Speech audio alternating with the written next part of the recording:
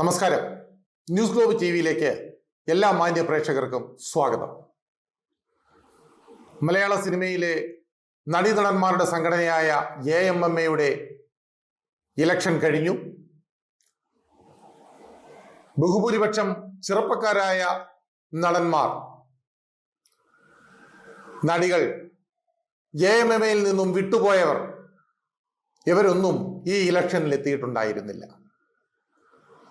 അതിന് കാരണവും എല്ലാവർക്കും അറിയാവുന്നതാണ്. നടി ആക്രമിക്കപ്പെട്ട സംഭവത്തിൽ 2017 ഫെബ്രുവരി 17 നടി ആക്രമിക്കപ്പെട്ട സംഭവം കഴിഞ്ഞപ്പോൾ AMMA എടുത്ത നിലപാടുകൾ, വേട്ടക്കാരനൊപ്പം നിന്ന് സംഭവം കഴിഞ്ഞ് ഏതാണ്ട് 2 ആഴ്ചയോളം മിണ്ടാട്ടം മുട്ടിയിരുന്ന AMMA എന്ന സംഘടന പ്രഷറുകൾ സഹിക്കാൻ വയ്യാതെ വന്നപ്പോൾ എറണാകുളത്ത് യോഗം വിളിച്ചുകൂട്ടി. ആ യോഗത്തിലും 8-ാം പ്രതി മനോഹരമായി സംസാരിച്ചു.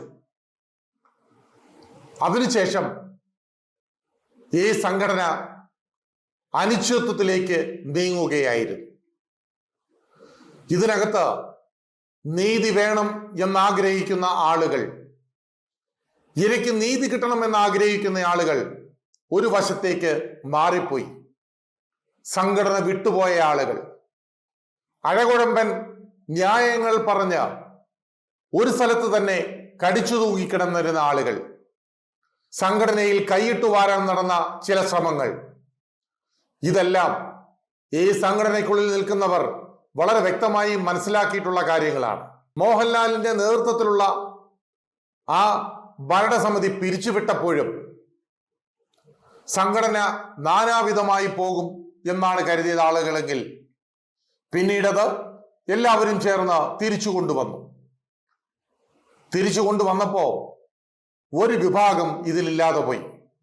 ആ ഇല്ലാത്ത വിഭാഗം നാളത്തെ വാഗ്ദാനങ്ങളായ ഇന്നത്തെ ചെറുപ്പക്കാരായ ചില നടന്മാരാണ്.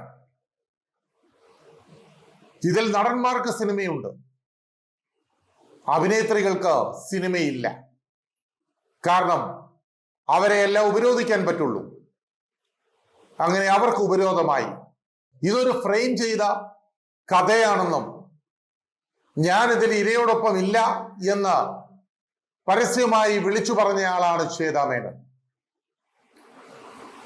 അതുപോലെ ഇതിലെ 8-ാം പ്രതി ജയിലിൽ നിന്ന് ഇറങ്ങിയപ്പോ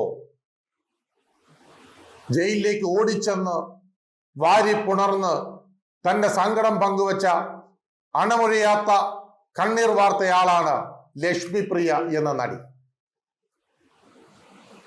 ഇരയ്ക്കെതിരെ കുറച്ച് നാടകങ്ങൾ കളിച്ച അതിന്റെ സംവിധായികയാണ് കുക്കു പരമേശ്വരൻ. ഇങ്ങനെ ഇരയ്ക്കെതിരായി നിന്ന കുറച്ച് പെണ്ണുങ്ങൾ അധികാരത്തിലെത്തിയാൽ AMMA നന്നാവുമോ? അതോ ചിലരുടെയൊക്കെ കയ്യിലെ കളിപ്പാവകളായി ഇനിയും AMMA മുമ്പോട്ട് പോകുമോ? എന്തിനു വേണ്ടിയാണ് ഇരയായ പെൺകുട്ടിയെയും ഈ പറഞ്ഞ AMMയിൽ നിന്നും വിട്ടുപോയ ആളുകളെയും ഒക്കെ തിരിച്ചു വിളിക്കും എന്ന് പറഞ്ഞത്? അതിന്റെ ആവശ്യകത എന്തായിരുന്നു? ഇതൊരു നാടകമല്ലേ? ശ്വേതാ മേനോൻ ആർജവും ഉണ്ടെങ്കിൽ ഈ സംഘടനയ്ക്കുള്ളിൽ നിന്നുകൊണ്ട്, ഇരയ്ക്കൊപ്പം നിന്നുകൊണ്ട്, ഒന്നുമില്ലെങ്കിലും ആ കേസിന്റെ വിചാരണ സമയത്ത് 4 കോടതി മുറികളിലിരുന്ന മെമ്മറി കാർഡ് അത് വെളിയിൽ പോയിട്ട് ഒരന്വേഷണത്തിന് പോലും തയ്യാറാകാതിരുന്ന ആളുകൾ, ഇതിനെതിരെ ശബ്ദമുയർത്താൻ ധൈര്യമുണ്ടോ ശ്വേതാ മേനോൻ? ലക്ഷ്മിപ്രിയയ്ക്ക് ധൈര്യമുണ്ടോ? ഈ ഇരയ്ക്ക് നീതി കിട്ടണമെന്ന് നിങ്ങൾക്ക് ആഗ്രഹമുണ്ടെങ്കിൽ ഇരയെ ചേർത്ത് പിടിച്ചുകൊണ്ട് ഇതിലെ വേട്ടക്കാരായി നിന്ന ആളുകളെ മലയാള സിനിമയിലെ നിങ്ങൾ അടുപ്പിക്കില്ല എന്നൊരു തീരുമാനമെടുക്കാൻ നിങ്ങൾക്ക് ചങ്കൂറ്റമുണ്ടോ? ഉണ്ടെങ്കിൽ നിങ്ങൾ അത് ചെയ്യണം. ക്ഷേമ കമ്മിറ്റി റിപ്പോർട്ടിൽ പരാമർശിച്ചിരിക്കുന്ന 15 പ്രമുഖന്മാരുണ്ടല്ലോ, പേരുകൾ ഞാൻ വേണമെങ്കിൽ വ്യക്തിപരമായി പറഞ്ഞു തരാം. ആ പ്രമുഖന്മാരും 52ഓളം കേസുകൾ കേരള പോലീസ് എടുത്തിരുന്നല്ലോ. അതിലെ ആളുകളെയുമെല്ലാം സിനിമയിൽ നിന്ന് അകറ്റി നിർത്തും എന്നൊരു തീരുമാനമെടുക്കാൻ ഈ പറയുന്ന AMMയ്ക്കോ FEFCA എന്ന സംഘടനയ്ക്കോ നിർമ്മാതാക്കളുടെ സംഘടനയ്ക്കോ കഴിയുമെങ്കിൽ നിങ്ങളുടെ മുമ്പിൽ കുമ്പിട്ട് നിൽക്കാൻ ഞാൻ ഉൾപ്പെടെയുള്ള ആളുകൾ തയ്യാറാണ്. നിങ്ങൾ ആരും അത് ചെയ്യില്ല. കാരണം അത് അങ്ങനെയാണ്. നിങ്ങളെയൊക്കെ വാഴ്ത്തിപ്പാടുന്നവരെയും പണത്തിന് പിന്നാലെ പായുന്ന ആളുകളെയും ഒക്കെ നിങ്ങൾക്ക് താല്പര്യമുള്ളൂ. അല്ലാത്തവരെയൊക്കെ നിങ്ങൾ ഒതുക്കും, അല്ലെങ്കിൽ നിങ്ങളെ ഉപയോഗിച്ച് മറ്റുള്ളവരെ കൊണ്ട് ഒതുക്കും. ശ്വേതാ മേനോന് വോട്ട് ചെയ്തത് ആരൊക്കെയാണ് എന്ന്, ആരുടെയൊക്കെ സിൽബന്ധികളാണ് എന്നുള്ളതൊക്കെ വളരെ വ്യക്തമായി AMMയിലുള്ള ആളുകൾക്ക് തന്നെ അറിയാം. അതുകൊണ്ട് കൂടുതലൊന്നും ഞാൻ സംസാരിക്കുന്നില്ല. സംഘടന നന്നായി വരട്ടെ.